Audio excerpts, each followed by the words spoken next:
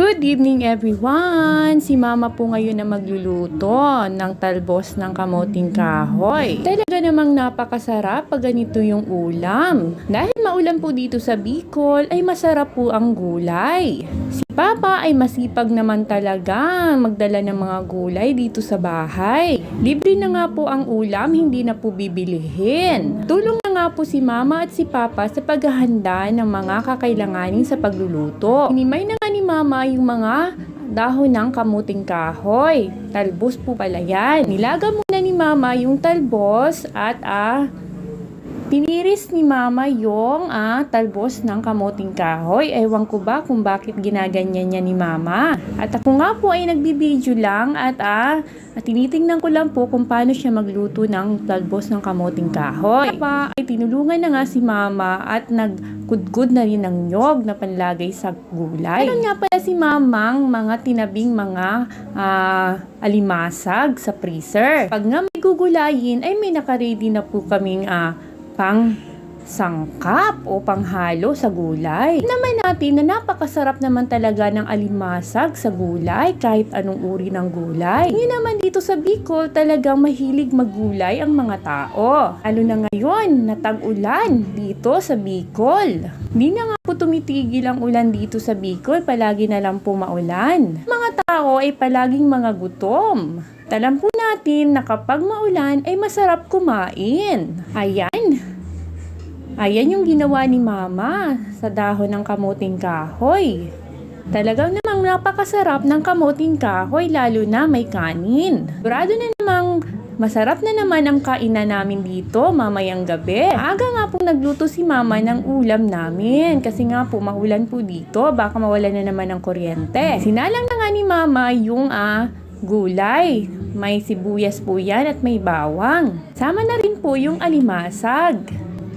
Hinayaan lang po ni Mama na kumulo ng kumulo ang gulay. Yung pangalawang gata pala ang inuna ni Mama. At yung unang gata ay tinabi muna ni Mama at mamaya ay ilalagay. Kaya hinayaan lang ni Mama na kumulo ng kumulo ang gulay. Pag masipag ka nga po dito ay libre na po yung pagkain mo. Nga po ni Papa ay mahilig po siya magtanim. Marami siyang tanim sa nyoga namin. Katulad ng okra at ng saging at talong. Kaya kapag may bunga ay nag-harvest si Papa at yung iba ay binebenta namin at yung iba ay ulam namin. Kung wala kaming ulam ay si Papa ay pumupunta sa nyoga namin para kumuha ng gulay. Yan ay may dala siyang palagi ng saging. Napaka-provided naman talaga ng aming Papa. Napakaswerte ko naman talaga sa aking mga magulang. Masipag na at mabait pa. Nayaan na lang ni Mama na kumulo ng kumulo ang gulay na niluluto niya. At habang nga po ako'y nagbibideo ay talaga namang napakabango na ng niluluto niya. Mukhang ang sarap-sarap na nga pong kumain.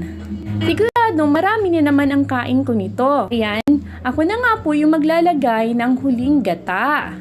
Yung unang gata kanina na tinabi ni Mama. Yan po yung gata na nagpapasarap sa gulay.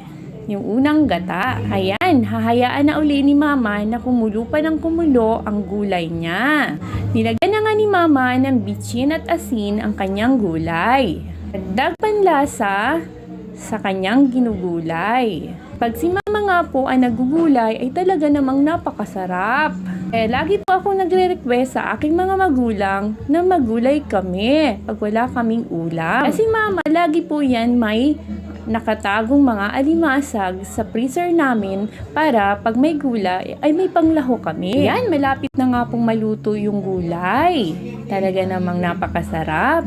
Hinihintay lang ni Mama na mawalan po siya ng sabaw. At mamaya ay kakain na rin po kami pag naluto na po yan. Na marami na naman ang kain namin. Pati yung mga bata ay siguradong kakain yan na talagang napakasarap naman talaga. Kaya po kayo, magluto na rin po kayo ng ginataang talbos ng kamuting kahoy na may alimasag na talaga namang napakasarap po. At lalo po nagpapasarap kasi may alimasag po siya. Ayan, talaga namang malasa sa gulay yan. Talaga namang gaganahan ka kumain. Ayan, luto na nga po siya. At binibidyo ko nga po para may content po akong may upload po sa inyo. Salamat po sa inyong suporta sa akin. At more follow po, more comment at more share po. Salamat po sa panunood nyo palagi sa mga video ko. Ayan, kakain na rin po kami. Pagkatapos po nito, kain po tayo. Luto na po yung ulam namin. Luto na rin po kayo at masarap po yung ganitong gulay. Salamat po.